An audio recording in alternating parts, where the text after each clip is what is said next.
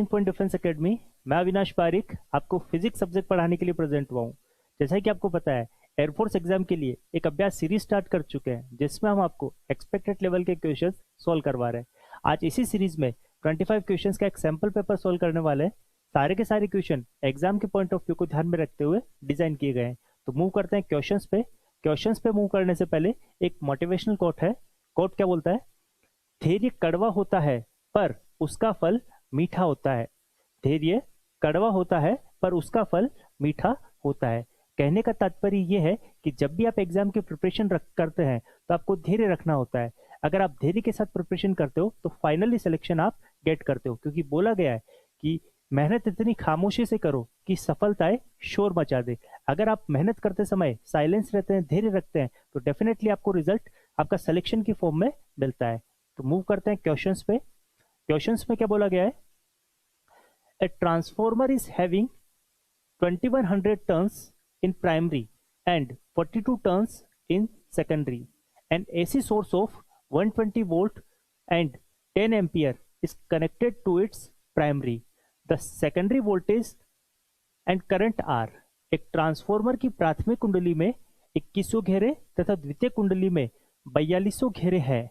यदि प्राथमिक कुंडली में 120 वोल्ट प्रत्यावर्ती स्रोत लगा है, इसमें 10 एम्पियर की धारा प्रवाहित होती है, तो द्वितीय कुंडली में उत्पन्न विभव व धारा का मान ज्ञात कीजिए। क्वेश्चन में हमें जो सेकेंडरी कोइल के अंदर कितना वोल्टेज और कितना करंट है वो फाइंड करना है। बात करते हैं ट्रांसफॉर्मर के बारे में। ट्रांसफॉर्मर क्या होता है हमारा? ट्रांसफॉर्मर हमारा एक इलेक्ट्रिकल डिवाइस होता है जो कि वोल्टेज ट्रांसलेशन के काम में आता है। वोल्टेज ट्रांसलेशन से मतलब है कि मींस अगर हमारा वोल्टेज लोअर डोमेन में है तो उसको हम हायर डोमेन में कन्वर्ट करना हो, या फिर हायर डोमेन में है उसको अगर लोअर डोमेन में कन्वर्ट करना है तो उसके लिए हम ट्रांसफॉर्मर यूज करते हैं।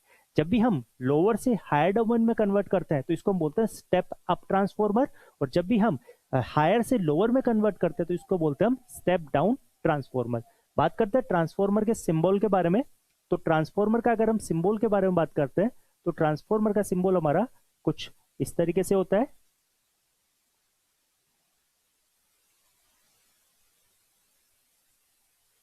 इसमें हमारे पास में एक कॉइल रहती है और दो वाइंडिंग्स रहते हैं, दो कुंडलियां रहती है।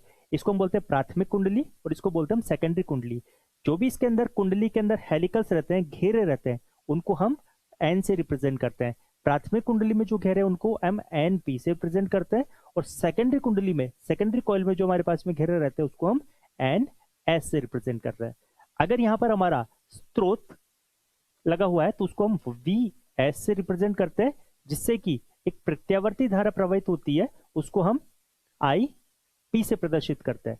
अगर हम सेकेंडरी कॉइल के बारे में बात करते हैं तो यहां पर भी हमारा एक अल्टरनेटिंग सोर्स रहता है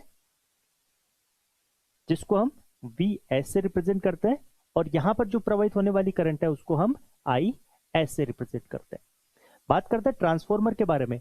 जब भी ट्रांसफॉर्मर में हमारे अगर लॉसेस जीरो है, नेग्लिजिबल है, तो मींस जो प्राइमरी कॉइल के अंदर जो हमारा पावर रहेगा वो का वही पावर हमारा कहाँ रहने वाला है? सेकेंडरी कॉइल के अंदर। तो हम लिख सकते हैं यहां से V S I S equal to V P I P.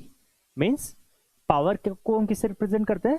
Product of voltage into current. Means जो सेकेंडरी के अंदर जो पावर रहेगा वो का वही पावर किस में रहेगा? हमारा प्राइमरी के अंदर रहेगा। तो हम लिख सकते हैं यहां से रिलेशन हमारा यहां से मिलता है वी एस अपॉन, अगर मैं इस वीपी को नीचे की तरफ लेके आता हूं, VP equal to I P upon I S.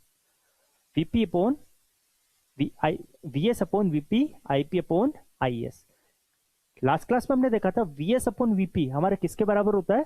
Transformation ratio के बराबर रहता है, that is N S upon N P. N S upon N P के ये बराबर रहता है, जहां पर एन एस क्या है? Number of turns in secondary coils. N P क्या है? Number of turns in primary coils. जहां पर वैल्यू हमें प्राथमिक कुंडली में मीन्स एन पी का वैल्यू कितना गिवन है? 2100, और द्वितीय कुंडली में मीन्स एन एस का वैल्यू कितना गिवन है हमें? 4200। पुट करता हूं मैं वैल्यूज को, तो यहां से हमारा ये 4200, एनपी का वैल्यू 2100, सॉल्व करते हैं तो ये 2/1 रिप्रेजेंट करता है। पूछा गया हमें सेकेंडरी में द्वितीय कुंडली में उत्पन्न विभव तथा धारा मीन्स Vs। अगर मैं इस वाले रिलेशन और इस वाले रिलेशन को मैं कंपेयर करता हूं तो Vs इक्वल टू यहां से कितना आ रहा है 2Vp और Is का वैल्यू कितना आ रहा है, ये वाला रिलेशन और इस वाले रिलेशन को अगर हम कंपेयर करते हैं तो यहां से Is इक्वल टू कितना आ रहा है Ip अपॉन 2। वैल्यूज पुट करते हैं। Vp का वैल्यू हमें कितना गिवन है 120 वोल्ट और Ip का वैल्यू हमें कितना गिवन है 10 एम्पियर। पुट करता हूं मैं तो 2 इंटू 120 दैट इज 240 वोल्ट और यहां पर Ip upon 2 that is 2 upon 2 that is 5 ampere. Mean secondary के अंदर हमारा फाइनली वोल्टेज और करंट कितना रहेगा 240 और 5 ampere. That is option number A. Option number ए इसमें हमारा राइट ऑप्शन बनने वाला है। मूव करते हैं नेक्स्ट क्वेश्चन पे। इक्विलिब्रियम पोजीशन माध्य स्थिति पर between extreme and equilibrium position, अधिकतम तथा माध्य स्थिति के मध्य। जब भी हम बात करते हैं अधिकतम वेग के बारे में, जब भी एसएचएम में वेग के बारे में बात करते हैं तो हमारा वेग किस प्रकार से गिवन रहता है v बराबर ओमेगा अंडर रूट ए स्क्वायर माइनस वाई स्क्वायर, जहां पर ओमेगा क्या हमारा एंगुलर वेलोसिटी, ए क्या हमारा एम्पलीट्यूड को रिप्रेजेंट करता है और वाई स्क्वायर वाई क्या हमारा डिस्प्लेसमेंट को रिप्रेजेंट करता है। अगर हमें वेलोसिटी वाले पार्ट को मैक्सिमम बनाना है तो मींस हमें यहाँ पे जो नेगेटिव पार्ट है इसको मिनिमम करना होगा। मिनिमम y का वैल्यू मिनिमम कितना हो सकता है y बराबर 0। मींस डिस्प्लेसमेंट अगर हमारा 0 होगा तो वेलोसिटी हमारा क्या होगा maximum, that is v maximum equal to, solve करते हैं, ये 0 बना के a स्क्वायर बाहर निकल के a को बनाएगा दैट इज ओमेगा a। तो हमारा मैक्सिमम वेलोसिटी कितना रहने वाला है ओमेगा a। कब रहने वाला है जब डिस्प्लेसमेंट हमारा क्या हो 0 हो, और जब भी डिस्प्लेसमेंट हमारा 0 होता है तो मीन्स उस पोजीशन को हम क्या बोलते हैं equilibrium position. Means equilibrium position पे हमारा वेलोसिटी मैक्सिमम रहने वाला है। तो इसका राइट ऑप्शन क्या रहेगा option number C, equilibrium position या फिर माध्य स्थिति पर सरल आवर्त गति में वेग अधिकतम रहने वाला है।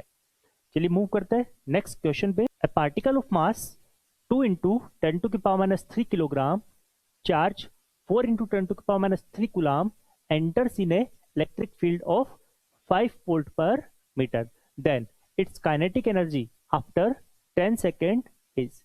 यदि एक 2 गुणा 10 की घात -3 किलोग्राम द्रव्यमान का तथा 4 गुणा 10 की घात -3 कुलाम से आवेशित कण 5 वोल्ट पर मीटर विद्युत क्षेत्र में प्रवेश करता है तो 10 सेकंड पश्चात उसकी गतिज ऊर्जा का मान ज्ञात कीजिए। मींस उसकी हमें काइनेटिक एनर्जी, पार्टिकल की काइनेटिक एनर्जी के बारे में पूछा गया है। हमें पता है कि काइनेटिक एनर्जी को हम किस प्रकार से रिप्रेजेंट करते हैं 1/2 mv स्क्वायर। तो इसके लिए हमें क्या रिक्वायरमेंट होगा वेलोसिटी का वैल्यू फाइंड करना होगा।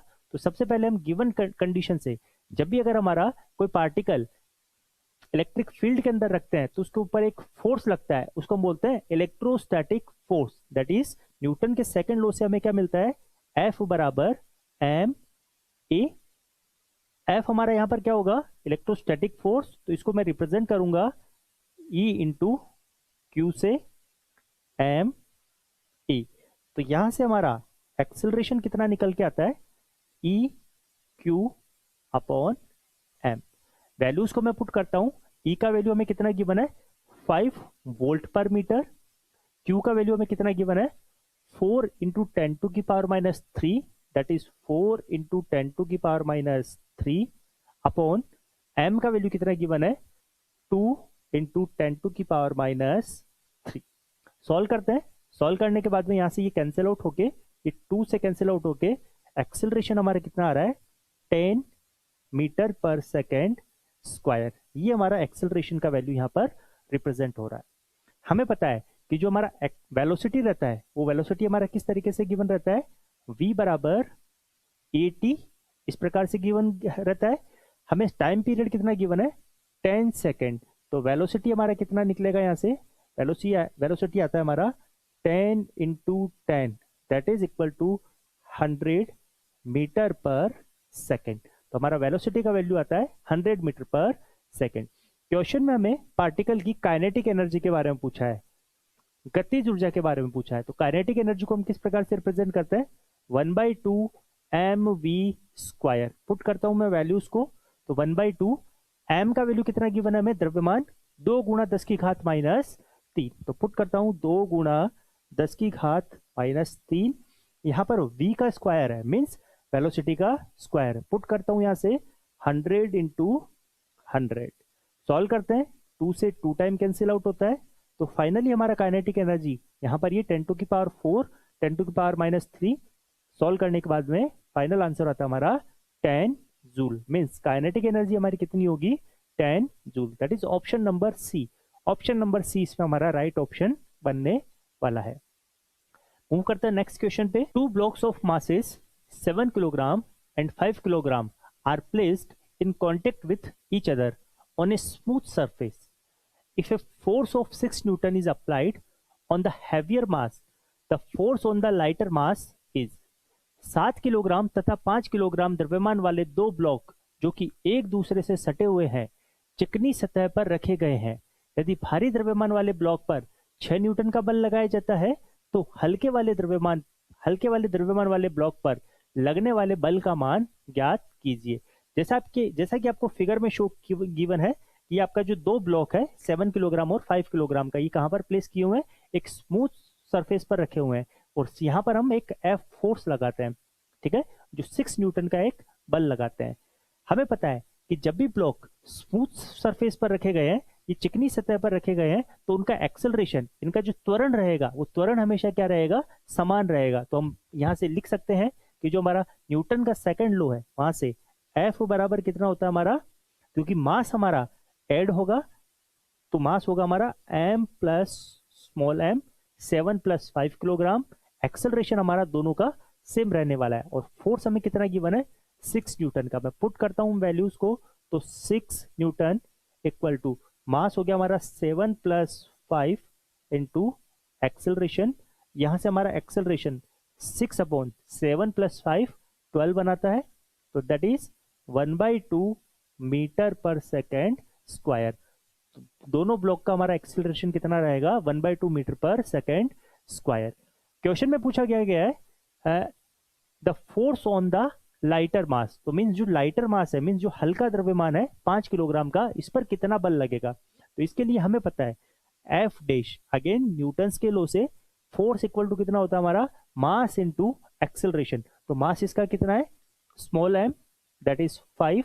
एक्सेलरेशन कितना है इसका, एक्सेलरेशन अभी हमने फाइंड किया है 1/2। पुट करता हूं मैं वैल्यूज को, तो 5 into 1/2 that is 2.5 Newton. Means जो हमारा लाइटर ऑब्जेक्ट रहेगा, हल्का द्रव्यमान रहेगा, उस पर कितना बल लगने वाला है, 2.5 न्यूटन का। ऑप्शन नंबर बी हमारा इसमें राइट ऑप्शन बनने वाला है। मूव करता है नेक्स्ट क्वेश्चन पे। If reading of an ammeter is 10 ampere, the peak value of current is, धारा का अधिकतम मान ज्ञात कीजिए यदि एक एमीटर का पठन 10 एम्पियर है। तो हम बात कर सकते हैं, क्वेश्चन में हमें पता है कि IRMS कितना होता है हमारा, I0/√2। पूछा क्या गया है हमें, अधिकतम मान, मीन्स पीक वैल्यू का वैल्यू हमें पूछा गया, और गिवन क्या है हमें, IRMS का वैल्यू कितना गिवन है, 10 एम्पियर। तो मैं पुट करता हूं IRMS का value 10 ampere, I0/√2, that is I0 का वैल्यू हमारे पास में कितना आ रहा है, 10√2। अधिकतम मान, धारा का अधिकतम मान कितना होगा, 10√2, that is option number D.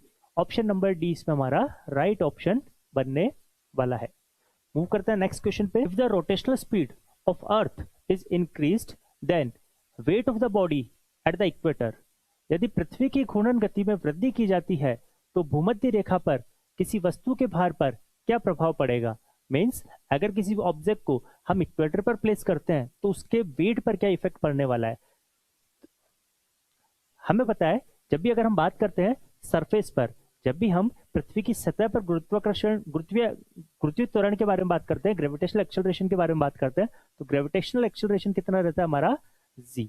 लेकिन अगर हम इक्वेटर पे बात करते हैं, तो इक्वेटर पे हमारा जो प्रभावी इफेक्टिव ग्रेविटेशनल एक्सेलरेशन रहता है, वो कितना रहता है, g - r ई ओमेगा स्क्वायर, जहां पर जी क्या है हमारा gravitational acceleration at the surface, R E क्या है हमारा radius of the earth, omega square क्या है हमारा, ओमेगा किसको रिप्रेजेंट करता है आपका रोटेशनल स्पीड को या फिर एंगुलर वेलोसिटी को। जैसा कि क्वेश्चन में बोला गया है पृथ्वी की घूर्णन गति में वृद्धि की जाती है, मींस एंगुलर वेलोसिटी में वृद्धि करेंगे, मींस हमारा ये ओमेगा वाले पार्ट में अगर वृद्धि करेंगे तो पूरा का पूरा पार्ट जो कि नेगेटिव है ये इंक्रीज करेगा, अगर नेगेटिव पार्ट इंक्रीज करेगा तो ओवरऑल हमारा क्या करेगा डिक्रीज करेगा, means gravitational acceleration at the equator ये क्या करेगा हमारा डिक्रीज करेगा। हमें पता है कि जो हमारा वेट होता है वो किस तरीके से गिवन रहता है M G dash, gravitational acceleration अगर हमारा इक्वेटर पर जी डैश है तो वेट उस ऑब्जेक्ट का कितना रहेगा एम जी डैश, अगर एम जी डैश ये डिक्रीज करेगा तो जो आपका ऑब्जेक्ट रहेगा उसका वेट भी क्या करेगा डिक्रीज करेगा। तो मींस इक्वेटर पे अगर हम एंगुलर वेलोसिटी को या फिर रोटेशनल स्पीड को इंक्रीज करते हैं तो वेट क्या करेगा हमारा डिक्रीज करेगा, that is option number B. Option number B इसमें राइट ऑप्शन बनने वाला है। मूव करते हैं नेक्स्ट क्वेश्चन पे।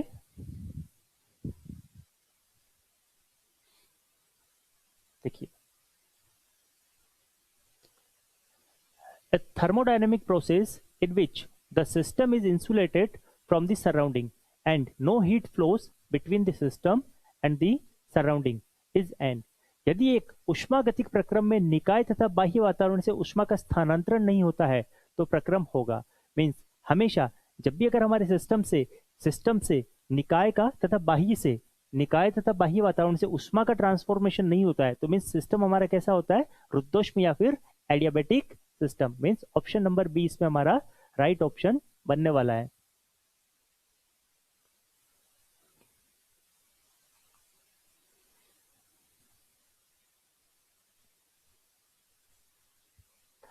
क्वेश्चन में बोला गया है the equation of progressive wave is y equal to 4 sin 4 pi t minus 0.04 plus pi by 3 where x is in meter and t is in second. The velocity of the wave is, Hindi medium वालों के लिए बात करते हैं, प्रगामी तरंग का समीकरण y बराबर 4 sin 4 pi t minus 0.04 plus pi by 3, तरंग का वेग ज्ञात कीजिए।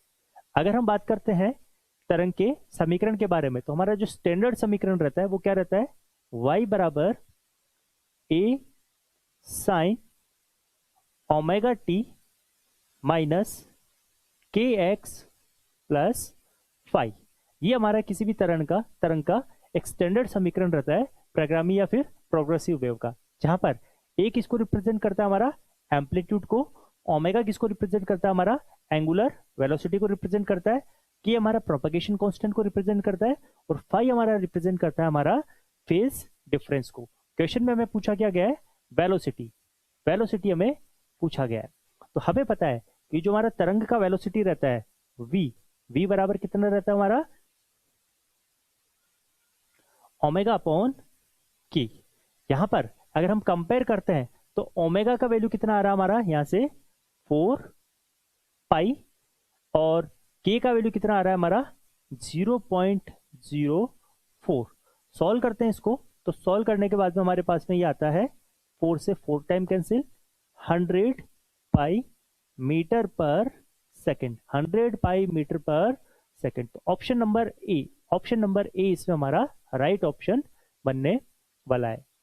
मूव करते हैं नेक्स्ट क्वेश्चन पे। 2 small magnets each of polar strength 10 ampere metre square are placed in end on position 0.1 metre apart from their centres, the force acting between them is. दो चुंबक जिनकी ध्रुव तीव्रता 10 एम्पियर मीटर स्क्वायर है एक दूसरे के केंद्र से 0.1 मीटर दूरी पर रखे गए हैं, उनके मध्य लगने वाला बल होगा। मीन्स हमें फोर्स के बारे में इलेक्ट्रोमैग्नेटिक फोर्स के बारे में पूछा गया है। तो हमारा इलेक्ट्रोमैग्नेटिक फोर्स किस प्रकार से गिवन रहता है, that is F equal to mu naught upon 4 pi into 6 m1 m2 upon R4। इस तरीके से ये हमारा फोर्स गिवन रहता है, जहां पर M1 M2 का पोलर स्ट्रेंथ का वैल्यू कितना गिवन है, 10 एम्पियर मीटर स्क्वायर दोनों का वैल्यू। R का वैल्यू हमें कितना गिवन है, 0.1। मैं वैल्यूज को पुट करवाता हूं तो हमारा जो मैग्नेटिक फोर्स रहेगा क्या रहेगा, mu naught upon 4 pi into 6 into M1 का वैल्यू 10 है, M2 का वैल्यू भी 10 है, और R का वैल्यू कितना है, 0.1 का होल पावर 4। सॉल्व करते हैं, म्यू नोट अपॉन 4 पाई, म्यू नोट अपॉन 4 पाई का वैल्यू कितना होता है हमारा, 10 टू की पावर माइनस 7, 10 टू की power minus 7 into 600 upon 0.001। Solve करते हैं इसको, सॉल्व करते हैं तो यहां से ये आपका 10 टू की पावर 4 बनाता है, यहां से ये बनाएगा हमारा 10 टू की पावर 4। यहां से आता है हमारा ये F बराबर 6 इंटू 10 टू की power minus 1 newton, F equal to 0.6 newton. Finally हमारा आंसर कितना आ रहा है, 0.6 newton. That is option number C, option number C इसमें हमारा राइट ऑप्शन बनने वाला है। चलिए मूव करते हैं नेक्स्ट क्वेश्चन पे। A boy standing at the top of a tower of 20 metre height drops a stone, assuming G gravitational acceleration को कितना अज्यूम करना है, 10 मीटर पर second square. The velocity with which it hits the ground is. यदि एक लड़का 20 metre ऊंचाई की इमारत से एक पत्थर के टुकड़े को गिराता है तो सतह से टकराते समय उसका वेग क्या होगा, वेग ज्ञात करना है, मीन्स सतह पर टकराते हुए उसका वेग क्या रहेगा। अगर लड़के ने पत्थर को ऊपर से गिराया है, मीन्स इनिशियल वेलोसिटी क्या होगी उसकी, इनिशियल वेलोसिटी हमेशा उसकी 0 होगी। दैट इज u का वैल्यू हमारे पास में कितना आ जाएगा, 0। क्वेश्चन में क्या बोला गया है, हाइट से, तो मीन्स h का वैल्यू कितना गिवन है हमारे पास में, 20 मीटर। हमें पता है न्यूटन्स की जो हमारा थर्ड इक्वेशन है उससे हमें पता है कि v square equal to u square plus 2gh से रिप्रेजेंट करते हैं। इनिशियल वेलोसिटी हमारी 0 गिवन है, तो यहां से v स्क्वायर इक्वल टू कितना हो जाएगा हमारा, 2gh। पुट करते हैं वैल्यूज को, 2g का वैल्यू हमें कितना गिवन है, 10 मीटर पर सेकंड स्क्वायर, और h का वैल्यू हमें कितना गिवन है, 20। सॉल्व करने के बाद में ये कितना आता है हमारा, 400। तो v स्क्वायर इक्वल टू हमारा आ रहा है 400। सॉल्व करते हैं इसको, अगर मैं इसको अंडर रूट बनाता हूं तो ये आ जाता है हमारा 20 मीटर पर सेकेंड, 20 मीटर पर second. That is option number A, option number A इसके अंदर हमारा राइट ऑप्शन बनने वाला है। चलिए मूव करते हैं नेक्स्ट क्वेश्चन पे, नेक्स्ट क्वेश्चन पे बात करते हैं। देखिए, two thin lenses of focal length 20 centimeter and 25 centimeter are placed in contact. The effective power of the combination is 20 centimetre तथा 25 सेंटीमीटर फोकस दूरी वाले तो पतले लेंसों को एक दूसरे से सटाकर रखा जाता है। इनके संयोजन की प्रभावी क्षमता ज्ञात कीजिए। तो संयोजन की प्रभावी क्षमता हमें ज्ञात करनी है। हमें पता है कि जब भी अगर हमारे लेंस की अगर पावर P1 और P2 है तो जो इनकी प्रभावी क्षमता रहेगी P इफेक्टिव हमारी कितनी रहने वाली है, P1 प्लस P2। एक रिलेशन हमें यह भी पता है कि जो भी हमारी पावर रहती है, पावर लेंस पावर, वो क्या रहती है हमारी 1/f, मीन्स फोकल लेंथ का वो रेसिप्रोकल रहती है। तो हम यहाँ से लिख सकते हैं P इफेक्टिव का वैल्यू कितना रह जाएगा हमारा यहाँ से 1/f1 plus 1/f2। f1 focal length हमें कितना गिवन है, f1 का वैल्यू 20 सेंटीमीटर, f2 का वैल्यू 25 सेंटीमीटर। अगर मैं इसको मीटर में कन्वर्ट करता हूं तो कितना आएगा, f1 का value 0.20 metre plus 1/0.25 metre. Solve करते हैं इनको, सॉल्व करने के बाद में यहां से ये 100 टाइम्स, यहाँ पर ये 100 टाइम्स कैंसिल आउट होके ये 5 प्लस 25 से ये कैंसिल आउट होके 4, that is 5 + 4 that is 9 dioptre. तो हमारा जो इफेक्टिव पावर रहेगा वो कितना रहने वाला है, 9 dioptre, that is option number A. Option number ए इसमें हमारा राइट ऑप्शन बनने वाला है। मूव करते हैं नेक्स्ट क्वेश्चन पे। नेक्स्ट क्वेश्चन में क्या बोला गया है, देखिए, the resistance of an ideal voltmeter is, Adarsh voltmeter का प्रतिरोध होता है।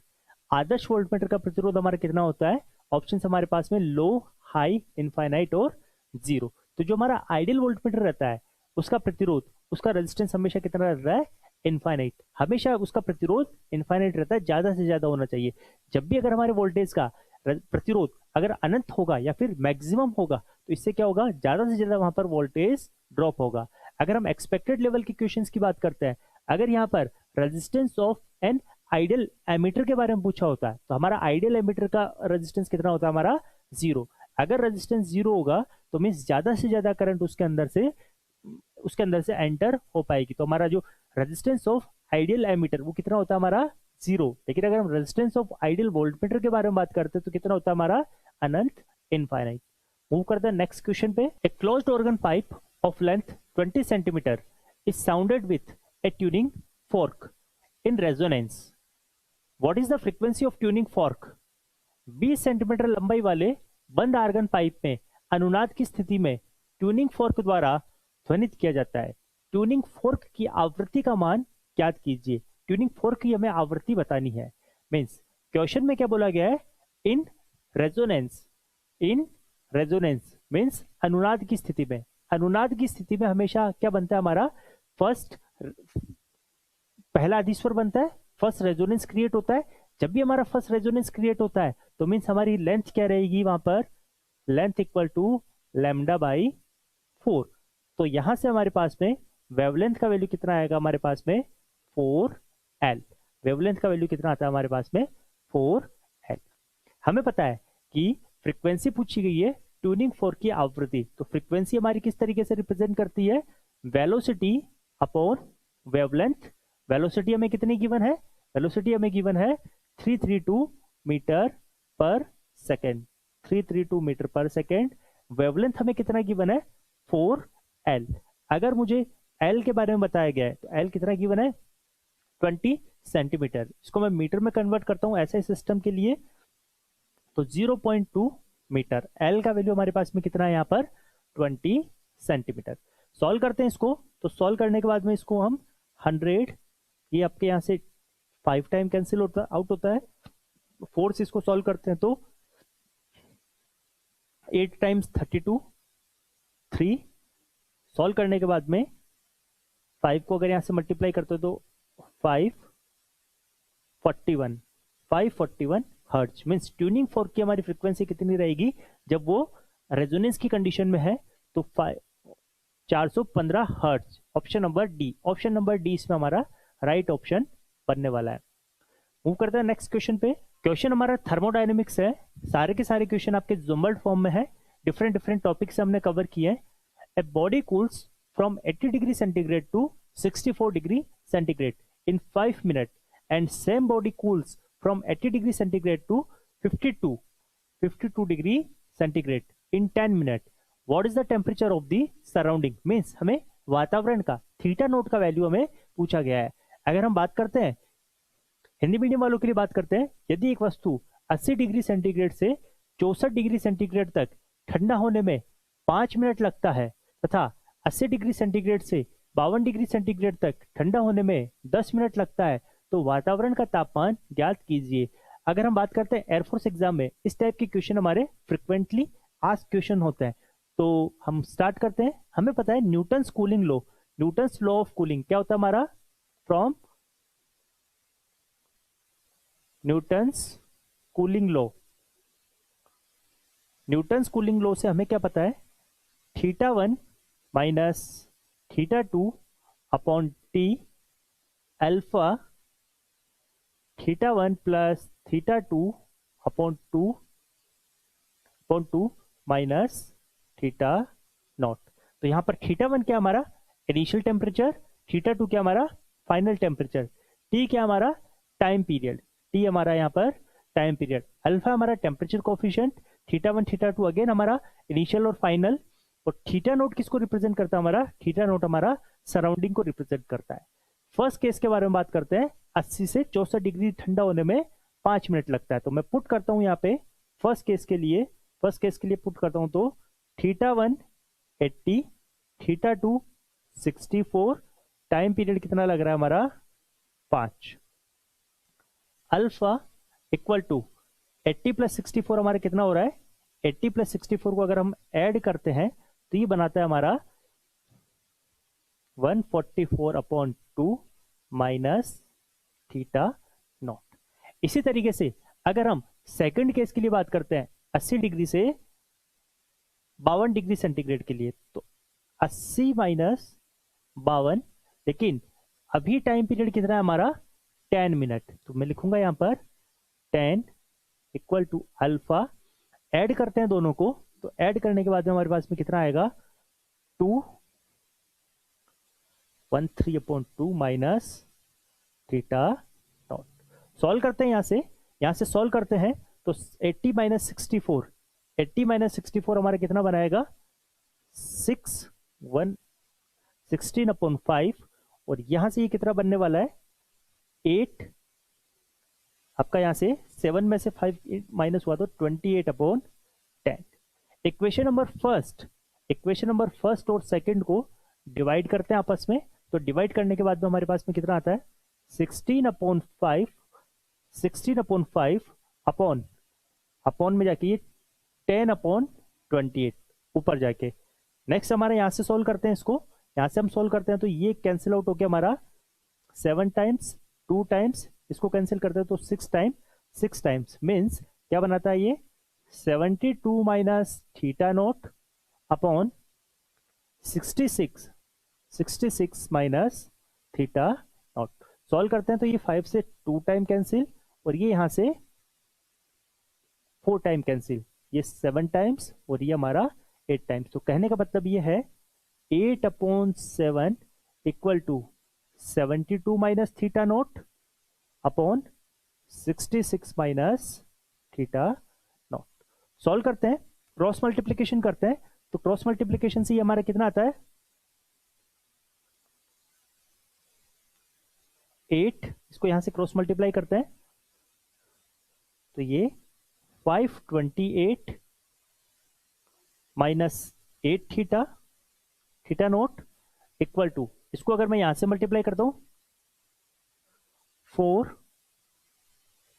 504 माइनस 7 थीटा नॉट। सॉल्व करते हैं, इनको रीअरेंज करते हैं, तो 8 थीटा इस तरफ प्लेस होके 8 theta naught plus 8 theta naught minus 7 theta naught equal to, अगर मैं इसको इधर प्लेस करवाता हूं तो 528 minus 504, that is theta naught का वैल्यू यहां पर कितना आ रहा है हमारे पास में 24, दैट इज सराउंडिंग का टेम्परेचर हमारे कितना आ रहा है option number A, that is 24 degree centigrade. Move करते हैं नेक्स्ट क्वेश्चन पे।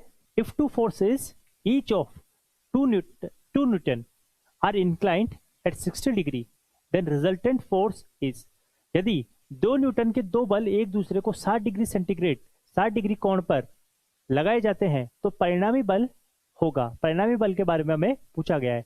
तो जब भी हमारे पास में 2 फोर्स गिवन रहते हैं और जो कि इंक्लाइंड रहते हैं किसी एंगल पर, थीटा एंगल पर, तो हमारा इक्विवेलेंट फोर्स, हमारा जो रिजल्टेंट रहने वाला है एफ इक्विवेलेंट, वो कितना रहने वाला है F1 का स्क्वायर प्लस F2 का square plus 2F1 F2 cos theta, इस तरीके से अंडर रूट में पुट करता हूं मैं वैल्यूज को। F1 का वैल्यू कितना गिवन है हमारे पास में 2 का स्क्वायर प्लस F2 का वैल्यू कितना है 2, F2 का स्क्वायर दैट इज 2 का स्क्वायर 2 इंटू cos 60। cos 60 का वैल्यू हमें कितना गिवन है 1/2, तो मीन 60 का मैं लिख सकता हूं 1/2, 2 से 2 कैंसिल आउट होता है यहां से, तो यहां से ये बनाएगा हमारा 4 + 4 + 4 that is under root 12। Solve करते हैं इसको तो 4 × 3 that is 2 √3 newton. 2√3 newton. Option number B इसमें हमारा राइट ऑप्शन बनने वाला है। चलिए मूव करते हैं नेक्स्ट क्वेश्चन में। हमारे को क्या बोला गया है, when 10⁻19 electrons are removed from a neutral metal plate the electric charge on it is. उदासीन धातु की प्लेट से 10⁻19 इलेक्ट्रॉन हटाए जाते हैं तो उस पर उपस्थित आवेश का मान ज्ञात कीजिए। हमें पता है जब भी इलेक्ट्रॉन को अगर हम किसी ऑब्जेक्ट से रिमूव करते हैं तो उस पर कौन सा चार्ज आता है हमारे पास में, पॉजिटिव चार्ज या फिर धनात्मक आवेश। अगर किसी वस्तु को इलेक्ट्रॉन दिए जाते हैं तो उस पर हमेशा कौन सा आता है, ऋणात्मक या फिर नेगेटिव। यहाँ पर हमारे ऑब्जेक्ट से इलेक्ट्रॉन हटाए गए हैं, रिमूव किया है, मीन्स ऑब्जेक्ट से जब भी हम इलेक्ट्रॉन को रिमूव करते हैं तो कौन सा चार्ज आता है हमारे पास में, पॉजिटिव चार्ज। मीन्स नेगेटिव वाले ऑप्शन हमारे यहाँ से कैंसिल आउट हो जाएंगे। तो स्टार्ट करते हैं। हमें पता है क्वांटाइजेशन के लॉ से कितना होता है हमारा, Q equal to N E. N का वैल्यू हमें कितना गिवन है, नंबर ऑफ इलेक्ट्रॉन्स 10⁻19, तो प्लस चार्ज आने वाला है क्योंकि इलेक्ट्रॉन को हटाए हैं, तो 10⁻19 इंटू ई क्या रिप्रेजेंट करता है हमारा, एलिमेंट्री चार्ज को, जिसका वैल्यू कितना होता है 1.6 इंटू 10⁻19 कूलाम।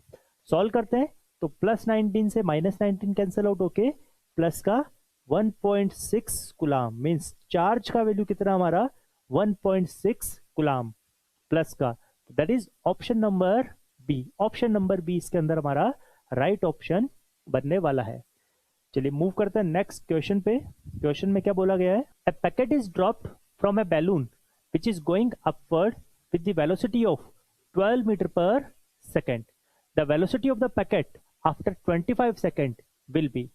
12 मीटर प्रति सेकंड के वेग से ऊपर की तरफ जाते हुए गुब्बारे से एक पैकेट को नीचे की तरफ फेंका जाता है तो 2 सेकंड पश्चात पैकेट का वेग ज्ञात कीजिए। मीन्स कोई भी अगर आपका ऑब्जेक्ट, कोई भी आपका पैकेट अगर बैलून के साथ में मूव करता है तो जो उसका बैलून का जो वेलोसिटी रहेगा वो का वही पैकेट का भी वेलोसिटी रहने वाला है। मीन्स कहने का मतलब क्या है कि पैकेट का इनिशियल वेलोसिटी कितना रहेगा, जितना कि बैलून का रहने वाला है। तो हमें u का वैल्यू कितना गिवन है, u equal to initial velocity given है हमें 12 मीटर पर सेकेंड।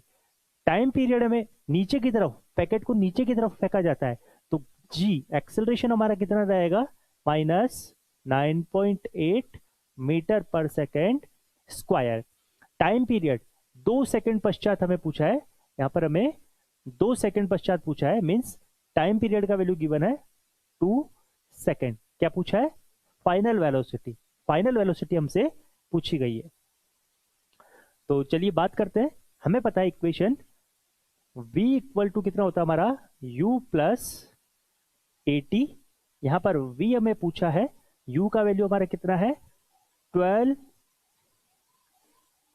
प्लस a का वैल्यू कितना गिवन है, a मीन्स यहां पर हमारा एक्सेलरेशन g का काम करेगा तो ये होगा हमारा -9.8 इंटू टी का वैल्यू हमारे पास में 2 सेकेंड। सॉल्व करते हैं तो 12 माइनस, इसको सॉल्व करने के बाद में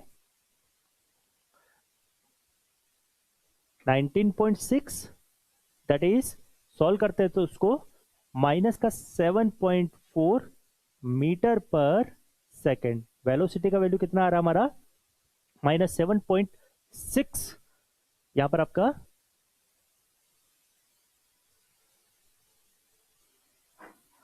7.6, सॉरी यहां पर ये 6 बनाता है, 7.6 मीटर पर second, that is option number C. -7.6 metre square हमारा इसमें राइट ऑप्शन बनने वाला है। मूव करते हैं नेक्स्ट क्वेश्चन पे। क्वेश्चन में क्या बोला गया है, capacity of a capacitance is 48 microfarad when it's charge from 0.1 coulomb to 0.5 coulomb. Change in energy stored is, तो इसके अंदर कितना आपका एनर्जी का चेंज होता है, चेंज इन एनर्जी के बारे में पूछा गया है। इसके अंदर कितना चेंज होता है हमारा एनर्जी स्टोर्ड के अंदर, वो फाइंड करना है। एक संधारित्र की धारिता 48 माइक्रोफैराड है, इन सी का वैल्यू में कितना गिवन है 48 माइक्रोफैराड। यदि इसे 0.1 कूलाम से 0.5 कूलाम तक आवेशित किया जाता है तो उसमें संचित ऊर्जा परिवर्तन का मान होगा, उसमें चेंज इन एनर्जी पूछी है। तो हमें पता है चेंज इन एनर्जी हमारा किस तरीके से गिवन रहता है, 1/2 Q1 square minus Q2 square upon C। Put करता हूं मैं वैल्यूज को। Q1 का वैल्यू हमारे पास में कितना है 0.1, Q1 का एक का वैल्यू 0.5, Q1 Q2 का वैल्यू 0.1। पुट करता हूं यहां से तो 1/2 0.5 का होल स्क्वायर माइनस 0.1 का whole square upon 48 microfarad, that is 10 to की पावर माइनस 6। सॉल्व करते हैं इसको। तो सॉल्व करने के बाद में हमारे पास में कितना आता है 1/2, 0.5 को हम कितना लिखेंगे 0.25 माइनस 0.01 अपॉन 48 इंटू 10 टू की पावर माइनस 6। सॉल्व करने के बाद में यहां से डेल्टा यू का वैल्यू कितना आएगा 1/2 इंटू, सॉल्व करते हैं इसको यहां से, ये आता है हमारा 0.24 अपॉन 48 इंटू 10 टू की पावर माइनस 6। सॉल्व करते हैं इसको तो ये आपका 10 टू की पावर 2। सॉल्व करने के बाद में 24 से ये 2 टाइम कैंसिल, तो यहां से ये 10 टू की पावर 4 अपॉन 4। सॉल्व करते हैं इसको तो 100 आउट लेके 2500 जूल। हमारा फाइनल आंसर कितना बनने वाला है 2500 joule, that is option number A. Option number ए इसमें हमारा राइट ऑप्शन बनने वाला है। मूव करते हैं नेक्स्ट क्वेश्चन पे।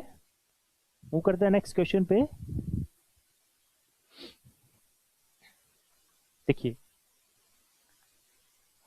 क्वेश्चन हमारा मैग्नेटिज्म से है।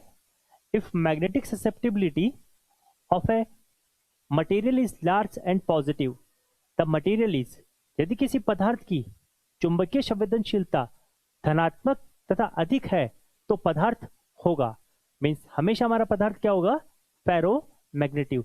अगर उसकी चुंबकीयशीलता मैग्नेटिक ससेप्टिबिलिटी पॉजिटिव एंड अधिक है तो मीन्स हमेशा क्या रहेगा वो फेरोमैग्नेटिक। क्यों रहेगा, क्योंकि इसके अंदर जो हमारे फेरोमैग्नेटिक डोमेन के अंदर जो डाइपोल रहते हैं वो हमेशा एक पर्टिकुलर डायरेक्शन के अंदर अलाइन रहते हैं, मीन्स उसके अंदर जो स्पॉन्टेनियस पोलराइजेशन रहता है वो हमेशा क्या रहता है प्रेजेंट रहता है। जब भी स्पॉन्टेनियस पोलराइजेशन उसके बोला गया है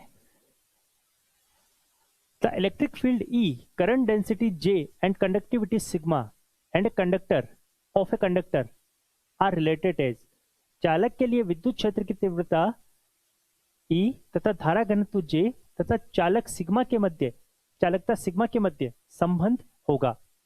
हमें पता है कि जो हमारा संबंध क्या रहता है, हमारा विद्युत क्षेत्र की तीव्रता तथा धारा घनत्व में क्या संबंध रहता है, E is directly proportional to J, means विद्युत क्षेत्र की तीव्रता हमेशा धारा घनत्व के समानुपाती होती है। तो हम लिख सकते हैं, अगर मैं इस समानुपाती चिन्ह को हटाता हूं तो E बराबर सिग्मा J, तो यहां से हम लिख सकते हैं सिग्मा बराबर कितना हो जाएगा हमारा E अपॉन J। विद्युत क्षेत्र की तीव्रता और धारा घनत्व का अनुपात हमेशा किसके बराबर होता है, चालकता के बराबर होता है। तो हमारा राइट ऑप्शन रहने वाला है यहाँ पे ऑप्शन नंबर ए।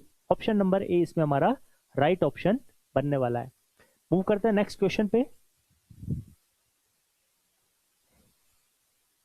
देखिए क्या बोला गया है, cyclotron is a device which is used, cyclotron का उपयोग किया जाता है measure to charge, measure the voltage, accelerate the proton, accelerate the electron.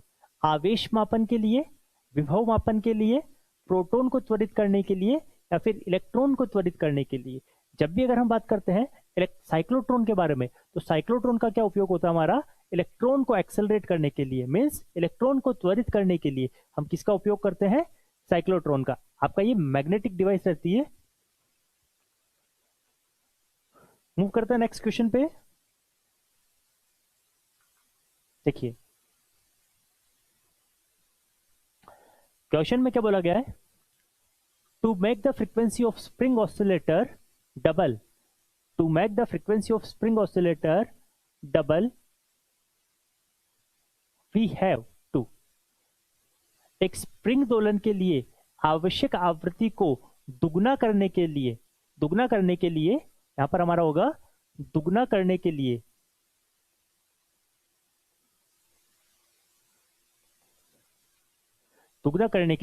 क्या कंडीशन हमारे पास में होनी चाहिए, reduce the mass to the 1/4, quadruple the mass, double the mass, half of the mass।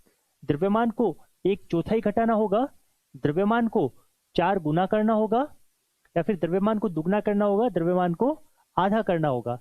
तो जब भी हम बात करते हैं स्प्रिंग ऑसिलेशन के बारे में, तो जो हमारे स्प्रिंग की जो फ्रीक्वेंसी रहेगी वो किस प्रकार से गिवन रहती है? स्प्रिंग की फ्रीक्वेंसी को हम न्यू से रिप्रेजेंट करते हैं। न्यू इक्वल टू कितना होता है हमारा?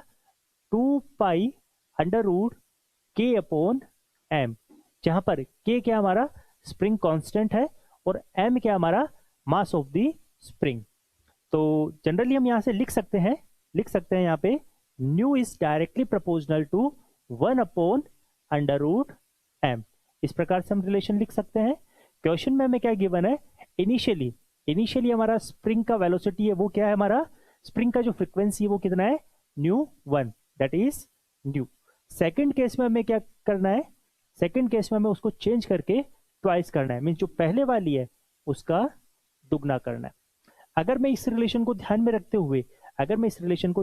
हुए बनाता हूं तो मीन्स हम लिख सकते हैं nu 1 upon nu 2 equal to, inversely है तो इसीलिए यहां पर ये हमारा हो जाएगा m2 अपॉन m1। सॉल्व करते हैं यहां से, तो m2 अपॉन m1 को स्क्वायर करते हैं तो ये क्या बना लेगा? v1 अपॉन v2 का होल स्क्वायर, जहां पर v1 का वैल्यू कितना हमारा v और v2 का value according to question 2 nu होगा। पुट करता हूं मैं वैल्यूज को, m2 upon m1 equal to nu upon 2 nu का होल स्क्वायर, न्यू से न्यू कैंसिल आउट होता है, 1/2 का square that is m2 upon m1 equal to 1/4। तो यहां से m2 का वैल्यू कितना आता है हमारा? m1 अपॉन 4, इस तरीके से बनाता है। मीन्स जो हमारा द्रव्यमान है उसका हमें क्या करना पड़ेगा? उसको 1/4 घटाना होगा या फिर reduce the mass to the 1/4। Option number A इसके अंदर हमारा राइट ऑप्शन बनने वाला है। चलिए मूव करते हैं नेक्स्ट क्वेश्चन पे हम मूव करते हैं। देखिए क्या बोला गया है क्वेश्चन में? डायमेंशन ऑफ सेल्फ इंडक्टेंस, स्व प्रेरक की विमा होगी। तो हमें डायरेक्टली याद रखना है स्व प्रेरक की विमा क्या होती है हमारी? m1L2T-2 A-2, that is option number C. जब भी हम बात करते हैं इंडक्टेंस के बारे में तो हमेशा हमारा इंडक्टेंस होता है वो मैग्नेटिक फील्ड की फॉर्म में एनर्जी को स्टोर करता है। अगर हम सिंबल के बारे में बात करते हैं तो इंडक्टेंस का हमारा सिंबल कैसा बनता है? कुछ इस तरीके से बनता है। तो ये आपका एक्सपेक्टेड क्वेश्चन है, आपको याद रखना है। मूव करता है नेक्स्ट क्वेश्चन में। नेक्स्ट क्वेश्चन क्या बोलता है? देखिए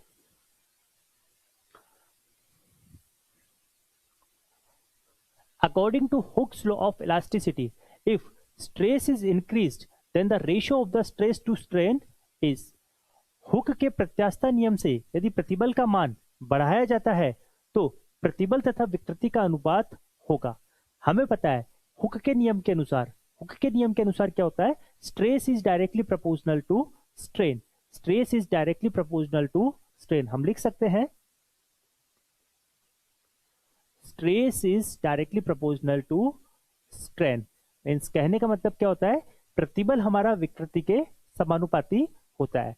अगर मैं इस समानुपाती चिन्ह को हटाता हूं तो यहां पर क्या आएगा हमारा?